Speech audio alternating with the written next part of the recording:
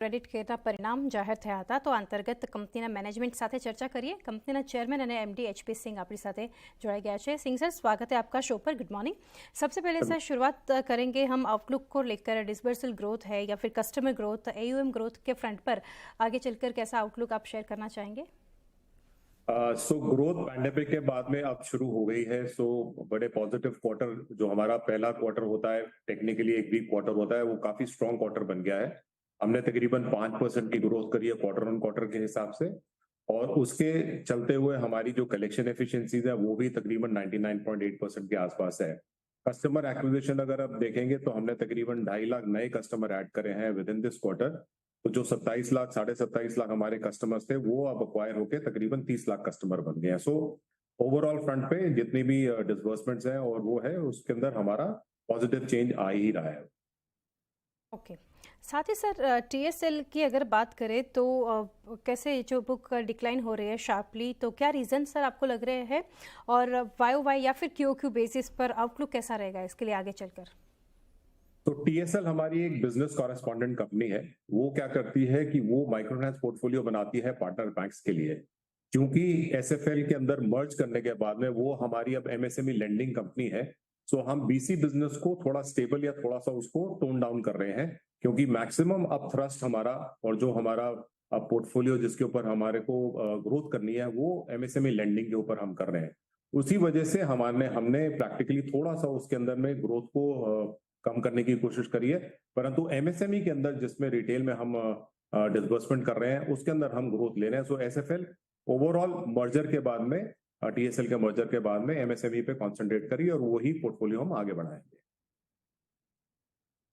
साथ ही sir next अगर कुछ कंपटीशन के बारे में बात करें तो पिछले कुछ कपल ऑफ ईयर्स हम न्यू प्लेयर्स एडिशन देख रहे हैं। साथ ही यूपी का पर्टिकुलरली अगर बात करें तो रूरल फेसिंग माइक्रो फाइनेंस जो है बढ़ती दिख रही है, उसके ऊपर आप क्या कहेंगे सर? देखिए, जहां तक यूपी का सवाल है, यूपी एक बहुत बड़ा स्टेट है, तो जितने भी प्लेयर्स आ जाएं, अभी भी यूपी में जो पेनिट्रेशन है माइक्रो फाइनेंस की वो अभी डबल डिजिट के अंदर है। जबकि पेनिट्रेशन का सैचुरेशन मानते हैं कि जब तक वो 50-60% के ऊपर ना पहुंच जाए तब तक उसका कोई सैचुरेशन नहीं है, तब तक वो ग्रोथ फेज नहीं होता है। कंपटीशन को देखते हुए और ओवरऑल यूपी को अगर पोर्टफोलियो को देखेंगे तो यूपी पेनिट्रेटेड है अभी 14-15% के आसपास। अब 14-15% के आसपास के हिसाब से अभी भी उसके अंदर गुंजाइश बहुत है ग्रोथ के लिए। एंड मेरे को लगता है कि अगले 3-4 साल में जितनी भी कंपनीज हम सारे हैं और जितने भी स्मॉल फाइनेंस बैंक है जो माइक्रो फाइनेंस कर रहे हैं, there is a very very big scope for improvement and growth which is there in every state.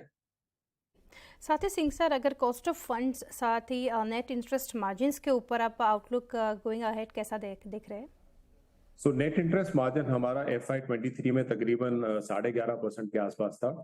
पहले क्वार्टर में तकरीबन 12.13% के आसपास में, और उसके हिसाब से हमारे को जो लगता है जो स्टेबल एनवायरनमेंट में है वो तकरीबन 13% के आसपास ही रहेगा। कॉस्ट ऑफ फंड्स जहां पे है वहीं पे खड़ी हुई है। अब इसके अंदर कॉस्ट ऑफ फंड ज्यादा इंक्रीज नहीं करेगी, तो प्रैक्टिकली जो निम्स है वो आप 13% के आसपास ही स्टेबल मानिएगा, वहीं पर रहेंगे। तो थोड़ी ग्रोथ की अभी और गुंजाइश है उसके अंदर। ओके। लास्टली सर पूछना चाहूँगी राइट ऑफ के ऊपर कितना राइट ऑफ हुआ इन Q1 अगर बात करें तो, और साथ ही ये जानना चाहेंगे कि जो राइट ऑफ है will continue to remain elevated?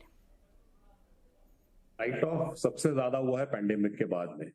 जब पूरा राइट ऑफ हो गया, पूरी प्रोविजन हो गई है, तो Q1 के अंदर राइट ऑफ सिर्फ 15 करोड़ रुपए हुआ है।